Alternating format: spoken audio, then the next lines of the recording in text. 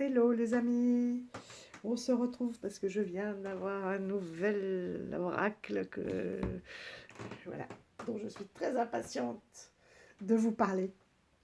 Donc d'abord je voulais vous montrer ces deux bouquins parce que voilà, les hommes ont toujours été un peu des chasseurs de monstres à la recherche, oui, de ces créatures des eaux sombres euh, pour savoir ce qu'il y avait dans toutes ces profondeurs. C'est lié entre une excitation, une recherche de la science aussi, du savoir, de la découverte. Et voilà, l'homme a toujours voulu aller chercher, découvrir de nouvelles espèces, s'interroger sur toutes ces créatures finalement, hein, qui sont un peu différentes. Je regarde si vous voyez bien en même temps. Toutes ces créatures un petit peu différentes, qui nous font peur aussi, hein, qui sont liées à des mythes, parce que tout ce qu'on ne connaît pas, tout ce qui est un peu différent, finalement, fait peur. On fantasme, on, on en écrit des contes, on, voilà, on veut en même temps découvrir, comprendre. Et tous ces animaux des profondeurs en font partie. Tous ces animaux marins en font partie. Alors ici, celui-ci est magnifique. Parce qu'on a vraiment l'impression d'avoir un véritable carnet de route. Il y a une partie de mythologie, une partie réaliste aussi. Donc là, il voulait par exemple en faire un sous-marin. Donc on s'inspire hein, de toute cette réalité. Et en même temps, il y a beaucoup de contes et de mythes qui sont écrits autour, voilà, ici par exemple avec ce monstre du Loch Ness, autour de toutes ces créatures. Et puis les fonds marins sont voilà, très noirs, donc ça donne encore plus de mystère à toutes ces recherches.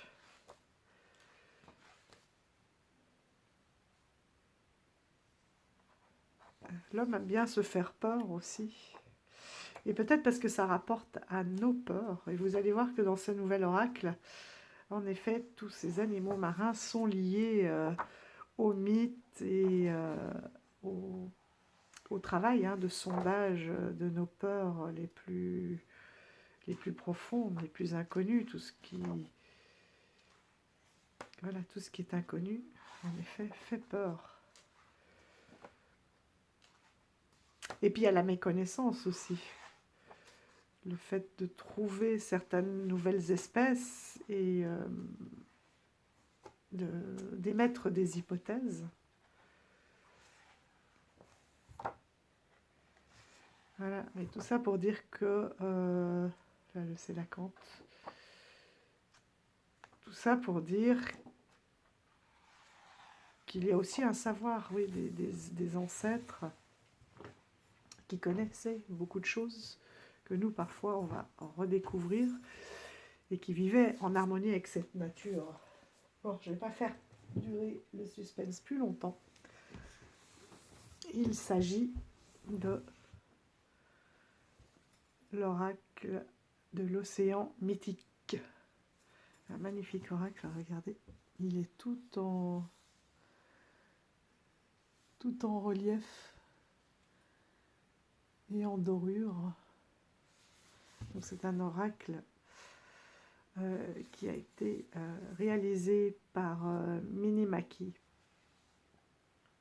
Et quand j'ai découvert son site, j'ai vu qu'elle avait fait des recherches extraordinaires, donc non seulement sur les fonds marins, sur la mythologie aussi, et sur ce rapport en fait de l'animal avec nos propres profondeurs, finalement, nos propres découvertes hein, de notre monde intérieur. Donc je vais redescendre un peu la caméra et je vous reprends tout de suite. Voilà, on sera plus à l'aise pour découvrir ce fabuleux oracle Coup de cœur, donc qui est sorti chez Good Mood Dealer, donc par Exergue. On reviendra sur le livret qui est vraiment très très riche justement de toute sa recherche. En plus elle est mignonne comme tout, cette créatrice. Et surtout, moi ce qui m'a impressionné c'est sa recherche. Et avant même d'avoir son oracle, quand j'ai vu sa bibliothèque là, derrière sa photo, j'ai dit oh mais oui, mais oui. C'est comme pour Iris, avec des recherches profondes. Là, j'ai commencé à lire certains textes, c'est incroyable, quoi. À chaque fois, donc, vous avez le nom de la carte, la portée symbolique, l'histoire, le message pour nous. On fera un tirage hein, pour aller regarder une petite phrase chaque fois qui est tellement tellement bien dans l'énergie de la carte et qui fait beaucoup réfléchir. Enfin, les 2-3 sur lesquels je suis tombée, ça peut être une disserte de philosophie, quoi. C'est extraordinaire. Et puis des mots-clés. Voilà.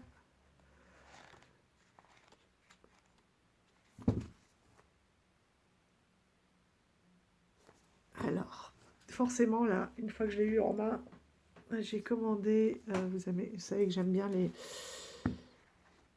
les combos, et j'ai commandé le Tempest Tarot.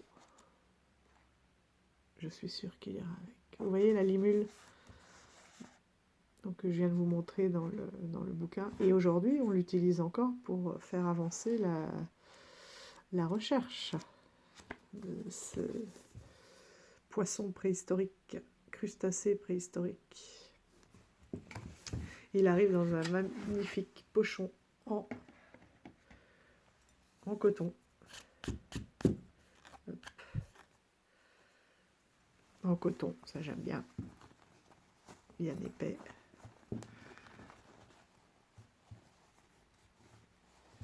Et voilà les beautés.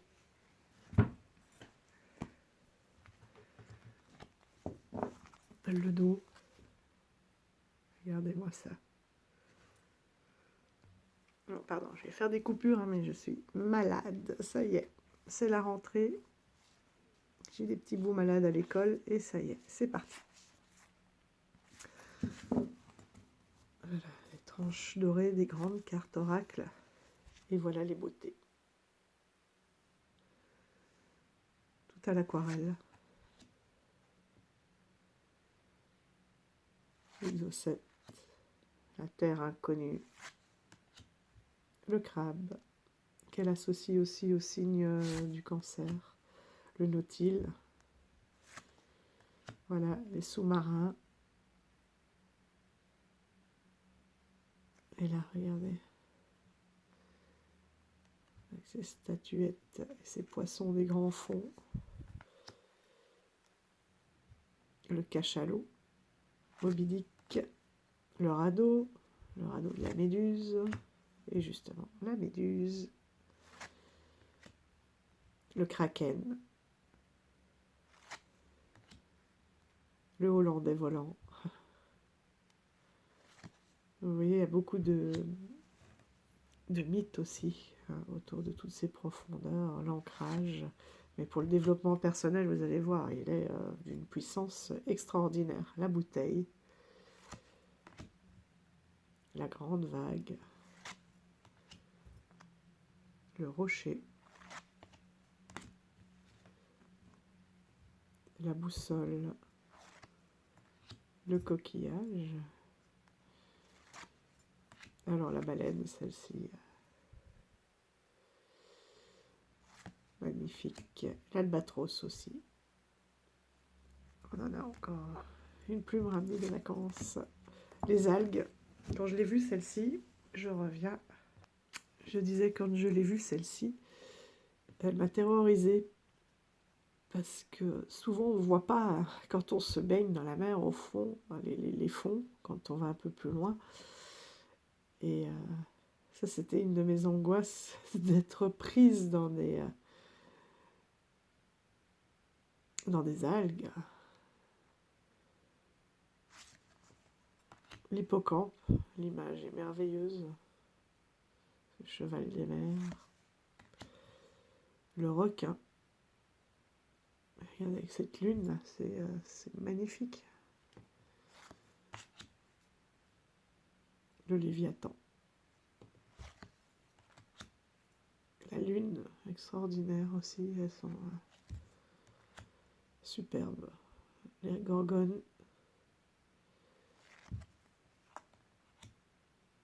L'Atlantide.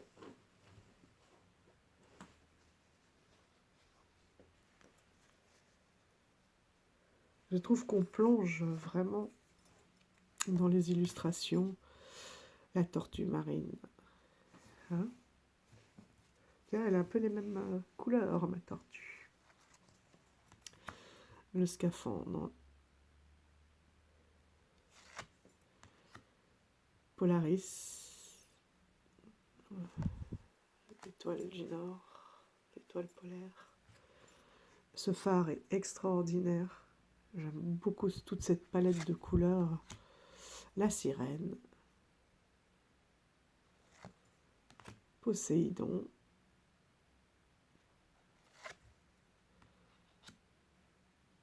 Le maelstrom. Je ne connais pas. Ça doit être un phénomène. Scylla. Non plus. Donc la limule, dont on entend beaucoup parler en ce moment. La tempête. La murène. La murène, ça a toujours été un animal qui me terrorisait. Alors que je ne fais pas de plongée, hein, mais le fait qu'elle soit comme ça, cachée dans les rochers, on voit juste un œil. Elle nous a vus, mais nous, on ne l'a pas encore vue. Et puis d'un coup, ça bondit comme ça sur sa proie. Et le texte est incroyable, parce que le texte se rapporte. Donc c'est bien, parce qu'elles sont numérotées comme les cartes, les textes. Affronter le monde extérieur. Bon, bah déjà là, ça m'a parlé. Pourquoi cette peur des murènes? C'est pour ça que je dis que pour faire du développement et affronter ses propres peurs, c'est incroyable. Et la phrase est incroyable aussi. Une phrase de Henri Régnier. La timidité est une contraction de la sensibilité, une crampe de l'esprit. Et dans contraction, dans crampe, on a aussi cette espèce de souffrance, de retrait et en même temps de naissance, peut-être avec la contraction. Mais c'est aussi un palpitant. La timidité est une contraction de la sensibilité, une crampe de l'esprit. Ça veut aussi dire que ce sont des limites que l'on se met soi-même. Donc rien que là, déjà, voilà, j'ai été conquise. Le narval et le texte qui va avec est incroyable, quoi. Et elle explique très bien, pour en revenir avec la murène, qu'en fait c'est un animal qui n'attaque jamais pour attaquer, etc. il ne saute que sur ses proies pour se nourrir, qu'en fait c'est justement un timide, etc., un discret. Et enfin voilà, il m'a beaucoup parlé. Le calamar géant. Là aussi, hein, combien tous ces vieux films qu'on a pu voir sur ces calamars qui attaquaient ces grands voiliers, les calamars géants, oui, les kraken. C'est incroyable. Le plongeon, le grand plongeon, j'ai envie de dire. Et regardez ces dégradés de couleurs, ce mouvement, ces bulles qui remontent à la surface. On a l'impression aussi de mort, là, de quelque chose de très osseux, de très sombre, de courage, de détermination. Le mouvement est extraordinaire. Là aussi, l'iceberg, avec tout ce qui est en dessous, il y a la surface, mais qu'est-ce qui est en dessous? Tous ces corps qui sont gelés et qui n'attendent qu'à remonter. La grotte, qui m'a fait penser à quelqu'un, parce que là, il s'agit des grottes océaniques. Hein. Là aussi, combien de mythes et de légendes autour des grottes. Le monstre de Saint-Brandon.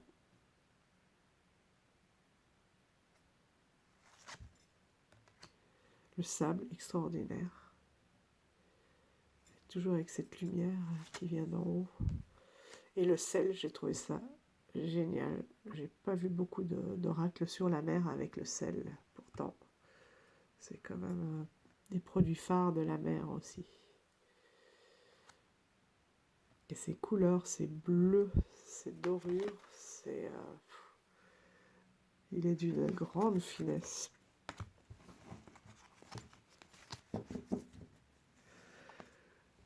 Voilà, donc je pense qu'avec le Tempest Tarot, peut-être que les bleus ne seront pas tout à fait assortis, mais il y aura quelque chose au niveau des traits de cette puissance de la mer. Parce que là, j'en ai énormément, moi, des jeux sur la mer. Et j'ai regardé, il n'y en a pas tant que ça. En tout cas, j'ai pas de tarot. Le tarot qui m'a le plus parlé quand j'ai vu ça, ça doit venir des dorures. C'est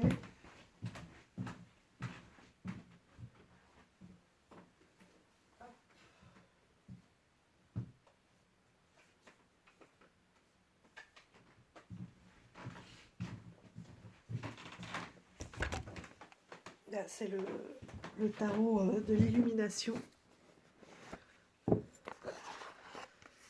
Mais on n'est pas dans le même milieu, mais peut-être qu'ils pourront se répondre.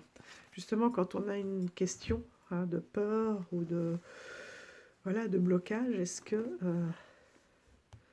on ne peut pas voir comment les confronter, les surpasser, oui, les confronter, les surpasser, les ancrer dans la matière.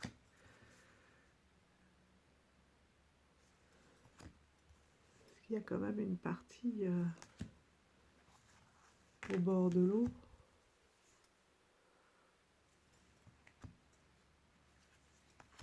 Peut-être, même si c'est pas tout à fait le même milieu, il y a... Bon, ça c'est par l'art, hein. Il y a quand même quelque chose qui fonctionne.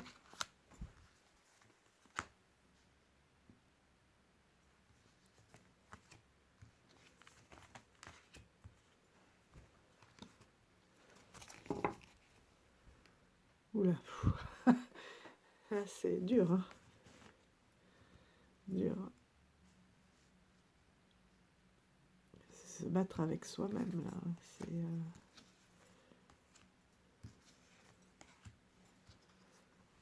Oula. Oui, bah si, peut-être qu'ils iront bien ensemble aussi. Ça va être assez fort. Oh, Ouais. Bon, eh ben, je pense que... Attention, je vous bouge. Voilà. Ouais, si. Finalement,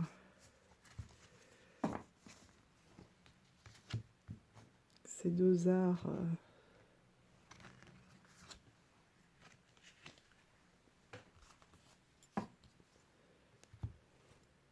Ouais, c'est vraiment l'as, le début, le grand plongeon pour recommencer. Soit se purifier, soit se lancer pour recommencer.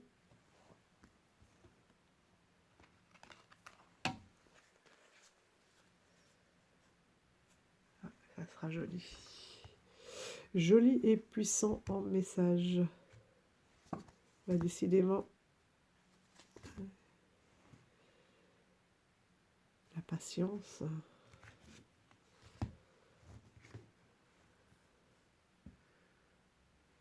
Ouais. Voilà, de nouveau.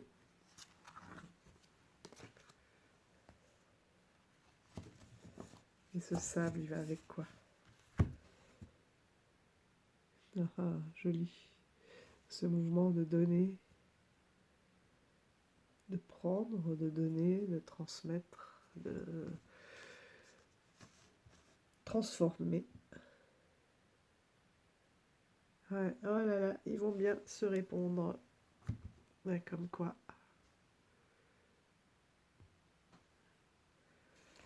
Comme quoi.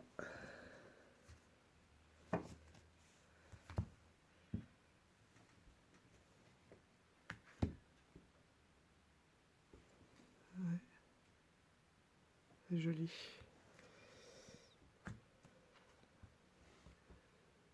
Ah, ce mouvement là aussi.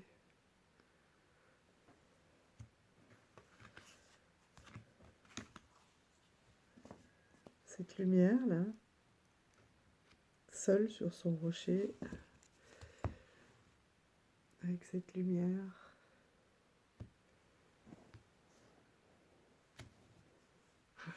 À quoi est-ce qu'on s'accroche? Quel est ce fardeau, cette chose qui nous retient et qui nous plombe? Waouh. Bon, allez, un nouveau coup de cœur. Donc ça, on va aller tirer une carte, si vous le voulez bien. Ah oui, je voulais vous montrer cette palette des couleurs.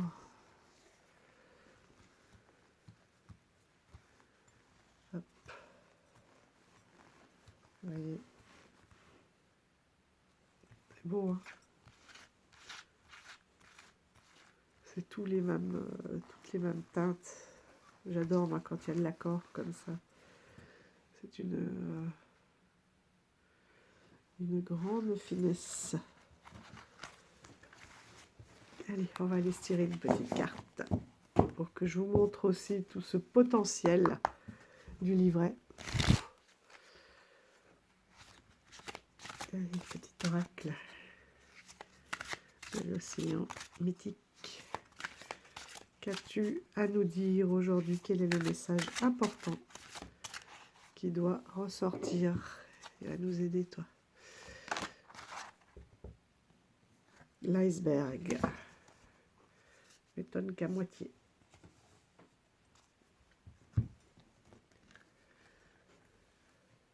Hop.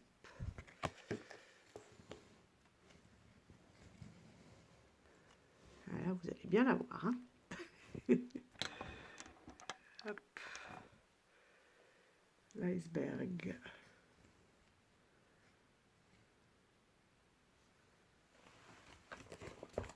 La 41. Tac.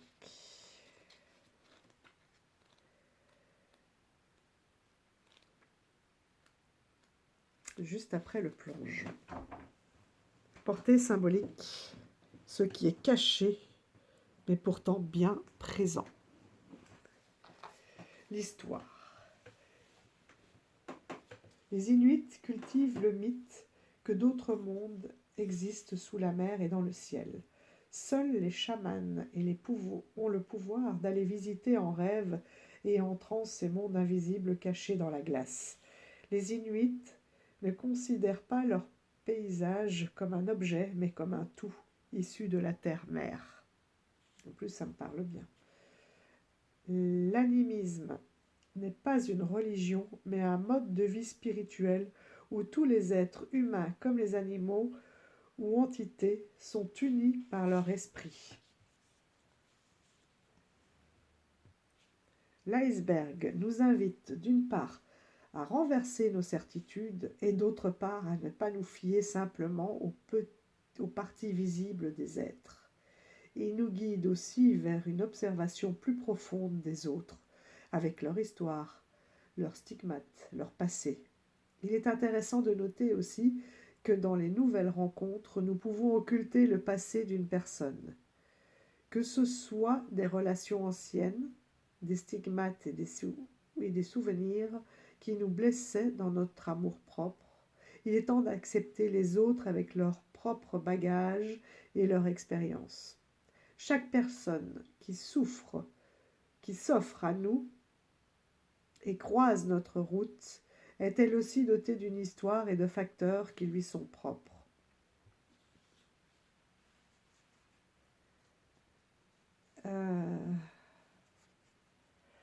Maintenant, à l'heure de la fonte des glaces, les ancêtres ressurgissent, c'est ça qu'on voyait, les ancêtres ressurgissent et s'échappent des blocs cristallins errants dans notre univers. À l'image de ces hommes du passé, beaucoup de choses en nous émergent alors qu'elles étaient depuis bien longtemps enfouies comme fatiguées dans notre inconscient, comme figées, dans notre inconscient. Aujourd'hui, ces émotions sont en surface. Elles se sont rendues visibles au monde, à notre monde. L'iceberg nous demande d'en prendre conscience, de comprendre que toute chose ressurgit des fonds marins de notre cœur, qu'il est inutile de vouloir y échapper. Accueillons ces émotions comme un temps de recueil, à l'égal de la mémoire de nos ancêtres, de notre histoire. Profitons de ces émotions primaires pour nous recueillir et n'ayons pas peur de les faire ressortir pour qu'elles puissent s'exprimer. Je ne peux que recommander. Il est puissant, à qui ça parlera bien sûr. Et voilà, je suis dedans là. La peinture est la face visible de l'iceberg de ma pensée. Joli Salvatore Dali. La peinture est la face visible de l'iceberg de ma pensée. Oui. Et ça traduit bien les émotions. Et les mots-clés, intuition, lien spirituel, sommeil, occultisme, dissimulation. Alors, juste comme ça, on pourrait aller voir quelles sont ces émotions là qui veulent remonter à la surface. On peut travailler. Si vous ne les voyez pas, si vous ne savez pas ce qui est en train de remonter en ce moment, qui sommeillait en vous. Alors,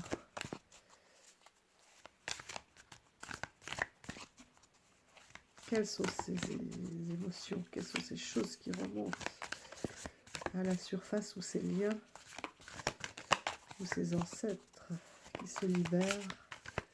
J'ai envie qu'on travaille sur les émotions, pas sur les émotions, sur ces choses enfouies.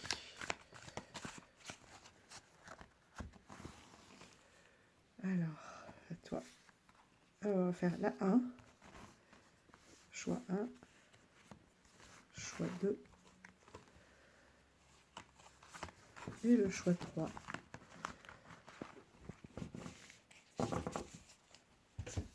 Choix 1, choix 2, choix 3. Alors, qu'est-ce qui est enfoui qui remonte? L'ermite.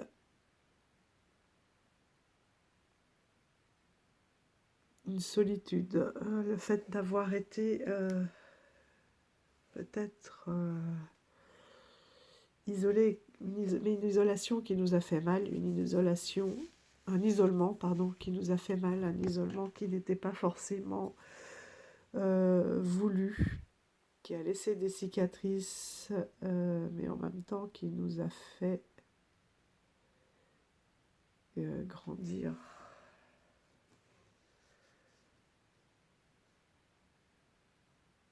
Et qui maintenant est terminé, mais qui remonte à la surface en ce moment. Choix 2. Choix 2. Un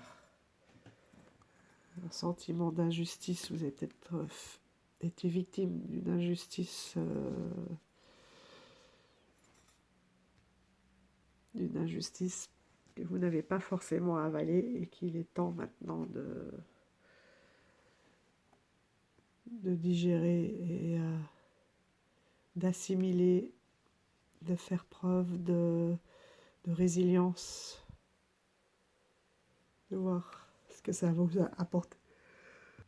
Pardon, de voir ce que ça vous a apporté et peut-être ce sentiment toujours d'injustice, que peut-être que c'est quelque chose qui vous tient vraiment, qui vous prend aux tripes aussi. Et d'essayer de remonter, là on pourrait retirer une autre carte pour voir comment maîtriser, dompter ce sentiment d'injustice qui revient régulièrement à la surface. Et le choix numéro 3. Le cavalier de coupe.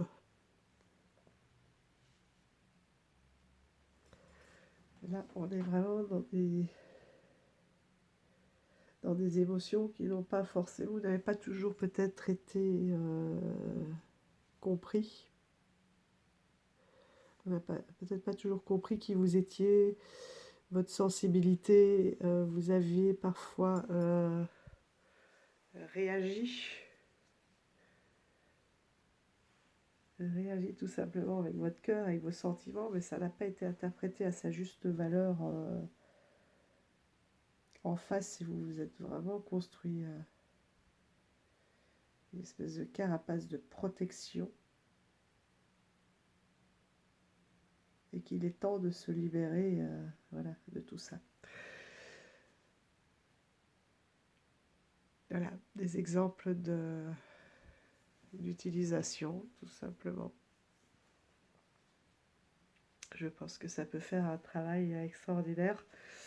Et j'avais sorti forcément l'oracle des abysses, puisque lui aussi permet d'aller chercher en profondeur. Alors, on n'est pas du tout dans les mêmes bleus, mais quelque chose de très sobre aussi avec ce cadre.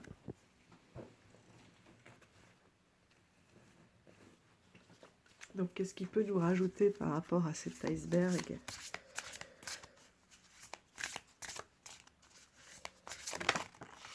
Oula, le phare, c'est vraiment... Il voulait parler. Le rivage d'un nouveau monde est en vue. Ben oui, voilà. Donc, c'est vraiment se libérer. Se libérer de cette souffrance qui est enfuie. De laisser monter. Il va y avoir beaucoup d'émotions, hein, beaucoup de remue-ménage. Voilà. Mais en même temps,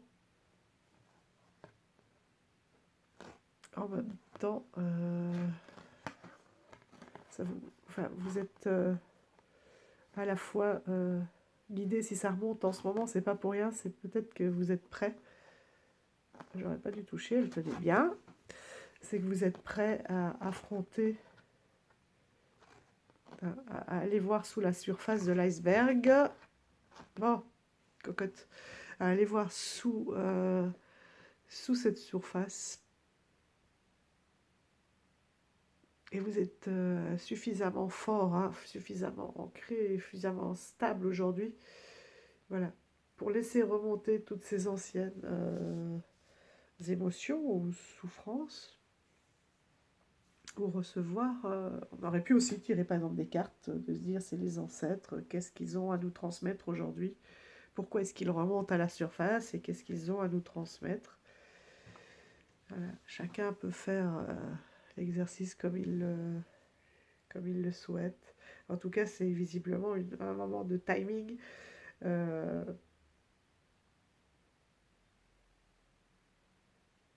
Et qu'il faut que ça se fasse voilà, maintenant pour vraiment vous libérer.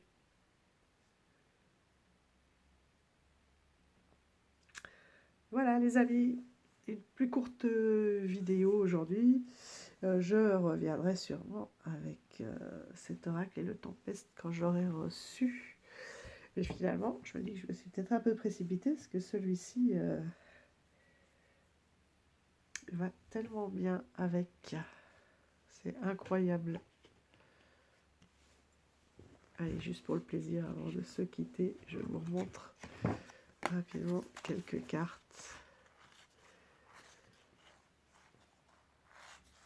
Il est vraiment fin. Hein.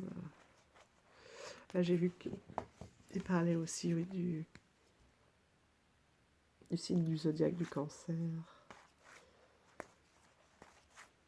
On a envie de tous les tirer, hein, d'aller voir les messages tellement que c'est fort et pertinent. Tiens, juste par curiosité, avant de vous lâcher, si vous êtes toujours là, le maelstrom, qu'est-ce que c'est? Il est où? Hop. Et on est dans le 33. Oula. Message. C'est un message fort encore, ça. Hop, 33.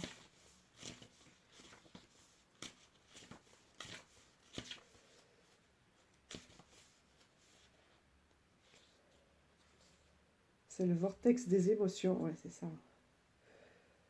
On le ressent bien, quoi, rien qu'avec l'image. Le vortex des émotions, le maelstrom. J'allais dire le stromae. Le maelstrom est un tourbillon puissant formé par les courants marins et fluviaux. Il est aussi appelé trou noir de l'océan, dont la force engloutit tous les navires.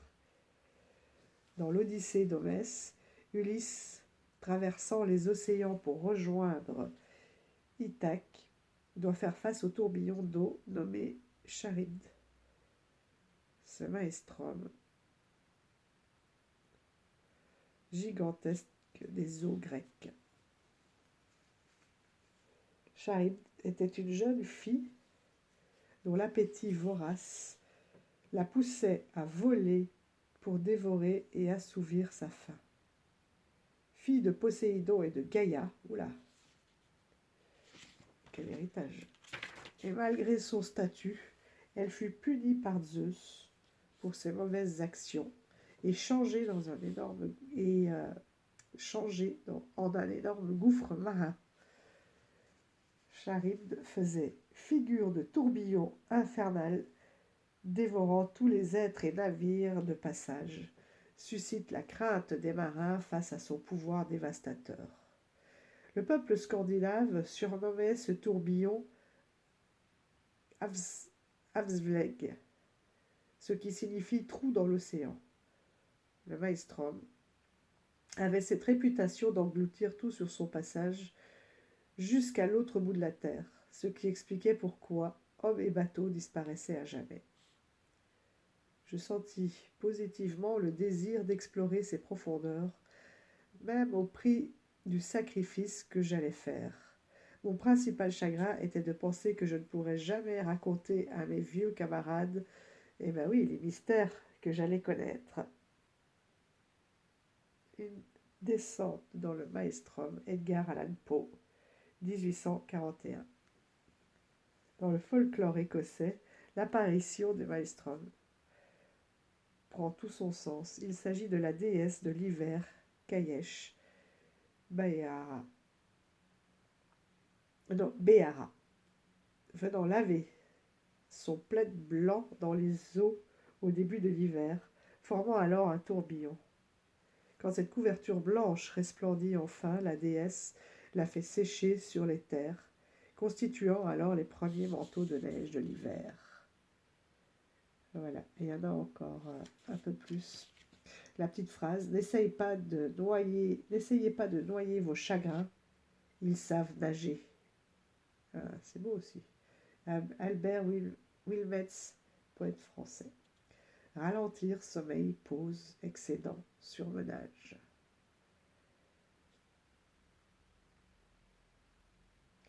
La carte de Maelstrom, à l'image de ce tourbillon infini, nous oriente sur la nécessité de nous reposer, de dormir simplement et de modérer toutes les réactions que nous pourrions avoir à chaud. Et encore bien d'autres informations. Et il est passionnant. Et je savais qu'elle avait fait d'énormes recherches quand on avait vu toutes ces photos sur sa bibliothèque, ces piles de bouquins, plus toutes les... Elle a fait d'autres bouquins aussi. J'ai cru qu'il y avait d'autres dessins supplémentaires des cartes. Mais apparemment, elle a fait d'autres livres sur les fonds marins qui doivent être passionnants et qui pourraient, je vais aller regarder, et qui pourraient compléter cet oracle. Voilà. Donc je vous remontre. Hop. Ça, et voilà la petite boîte. Tout en vous disant à tout bientôt les amis. Prenez soin de vous. Surtout après toutes les cartes que l'on vient de tirer. Reposez-vous. Prenez le temps de vous retrouver. À tout bientôt. Ciao, ciao.